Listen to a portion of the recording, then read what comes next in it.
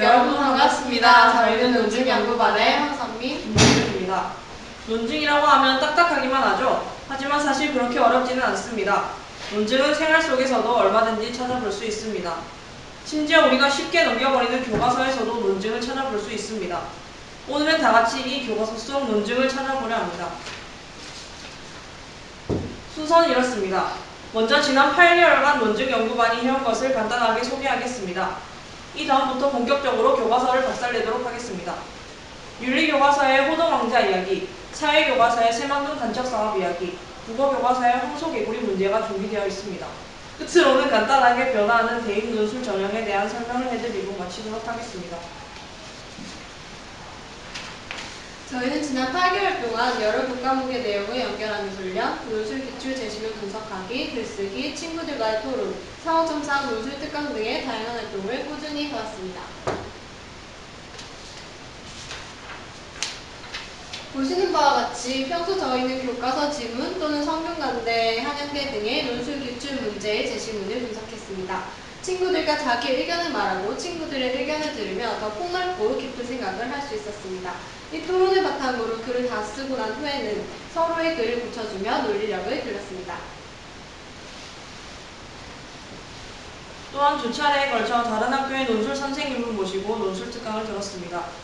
저희는 특강에서 앞으로의 진로와 학업에 대한 조언, 대학별 논술고사에 대비하는 방법, 신문을 올바르게 읽는 요령을 배웠습니다.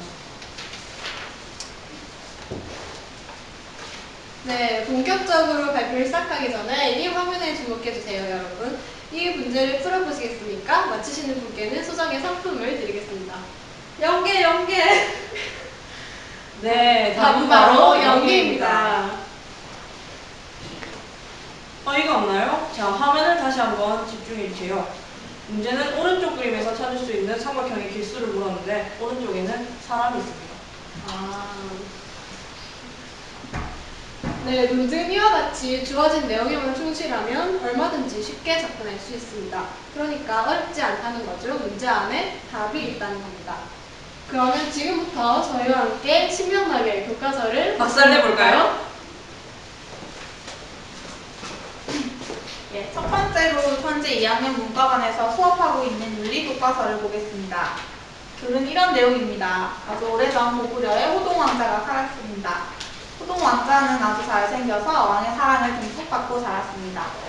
하지만 새어머니인 왕비가 자신의 아들을 왕으로 만들려고 호동을 모함합니다. 왕이 왕비의 말을 믿게 되자 호동은 선택을 해야만 했습니다. 진실을 말할 것이냐 말하지 않을 것이냐를 말이죠. 호동왕자는 아주 효심이 깊은 아들이었습니다. 호동왕자는 자신이 왕비의 거짓말을 아버지께 고하면 아버지가 크게 슬퍼하실 것이고 이것이 곧 불효라고 생각했습니다. 그러나 왕비의 거짓말을 밝히지 않으면 후대 사람들이 아버지를 비난할 것이 너무나 분명했습니다. 이 경우에도 불효를 저지르게 되지요. 즉 호동왕자는 어느 쪽을 택하든 불효가 된다는 딜레마에 빠졌습니다. 결국 딜레마를 해결할 수 없었던 호동은 자살을 선택했습니다. 그런데 여러분은 과연 호동이 올바른 선택을 한 것 같나요? 여러분은 어떻게 생각하세요? 아니요. 사실 이 상황은 딜레마의 형식을 갖췄지만 진짜 딜레마는 아닙니다. 형식적으로 딜레마는 대전제, 후전제, 결론으로 나뉩니다. 딜레마를 박살내는 방법은 세 가지가 있습니다. 대전제를 깨거나, 후전제를 깨거나, 결론을 깨는 세 가지입니다. 호동의 경우는 대전제를 깨야 합니다. 대전제를 살펴보시죠. 아버지가 진실을 알 수 있도록 하는 것이 참된 효도이고 자식된 도리라고 할 수 있겠죠. 그리고 대전제가 옳지 않기 때문에 딜레마를 깰 수 있습니다. 참고로 이 지문은 2007년 서울대 수시 논술고사에서도 출제되었습니다. 서울대 문제라고 해도 그렇게 어렵지는 않죠?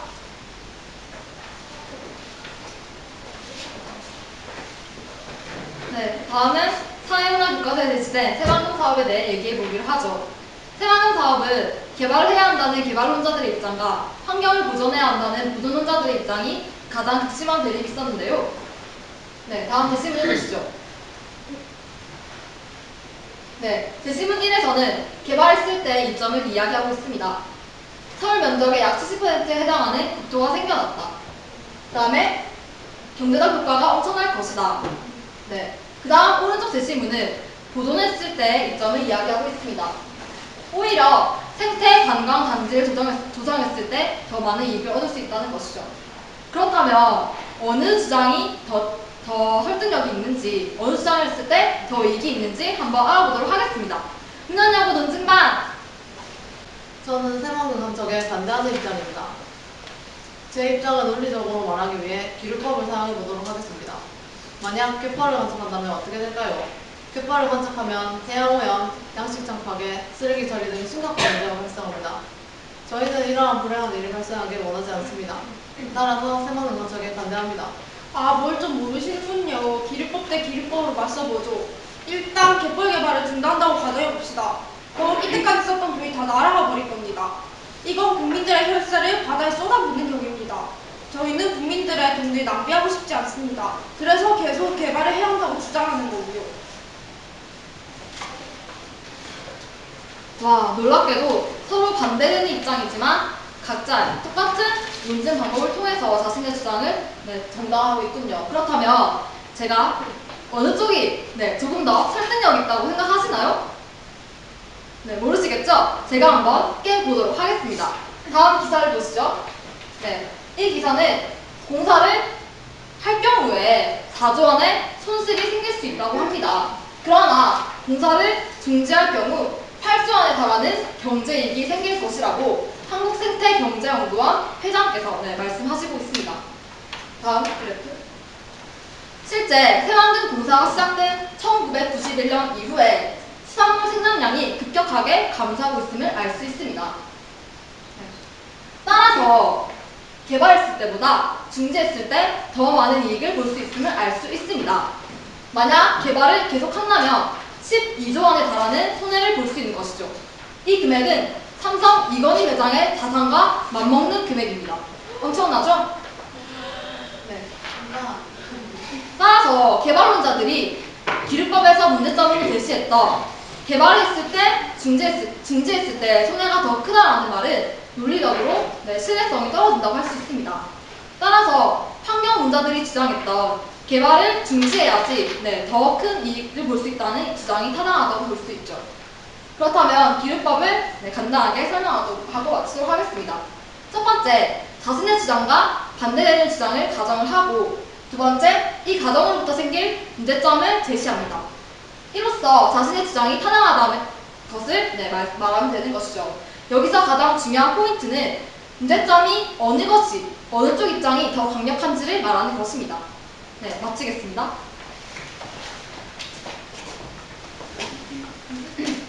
네, 이 제시문을 보시겠습니다. 이 제시문은 고등학교 1학년 국어 교과서에 실렸던 글인데요. 이 글은 외래 유입이 우리말 사용에 미칠 부정적인 영향에 대해 기술하고 있습니다. 글쓴이는 황소개구리의 유입과 같이 외래어 도입 또한 한국의 언어 문화 사용에 부정적인 영향을 미칠 거라고 주장합니다. 그렇다면 이제 국어 교과서를 박살내 볼까요? 예전에 황소개구리가 사회적 이슈로 한참 동안 화제가 됐던 적이 있었죠. 황소개구리는 70년대 이후 식용 및 농가 소득층들을 위하여 우리나라가 일본에서 들여왔습니다.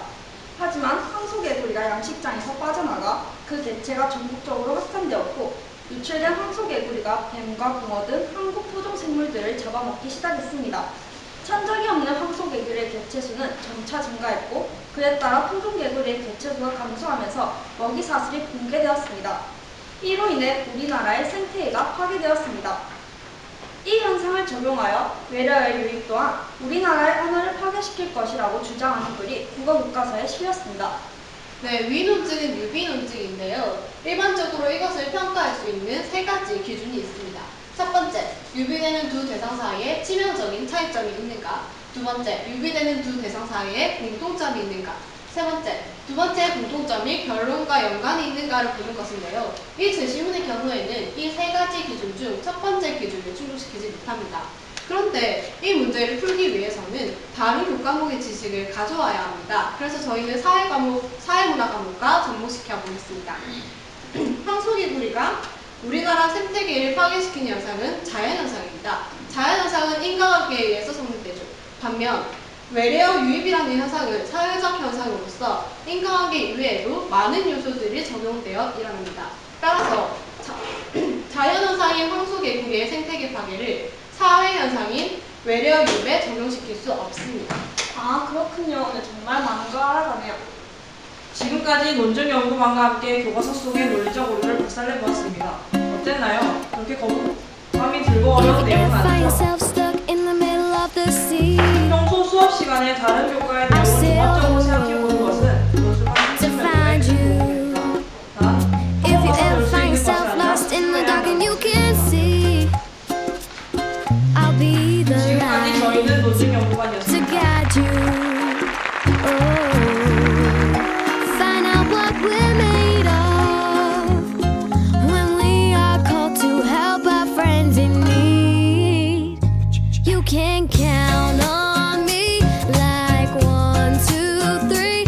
I'll be there, and I know when I need it, I can count on you like 4, 3, 2, and you'll be there. 'Cause that's what friends are supposed to do. Oh yeah. Ooh, ooh, yeah, yeah. If you're tossing and you're turning and you just can't fall asleep, I'll sing a song beside you.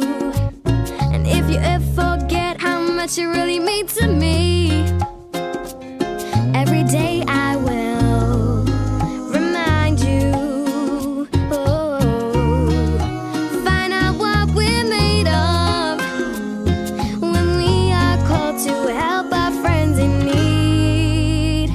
You can count on me like 1, 2, 3. I'll be there, and I know when I need it, I can count on you like 4, 3, 2, and you'll be there. 'Cause that's what friends are supposed to do. Oh yeah. Ooh, ooh, yeah, yeah. You'll always have my shoulder when you cry. I'll never let go, never say goodbye. You know you can count on me like 1, 2, 3. I'll be there.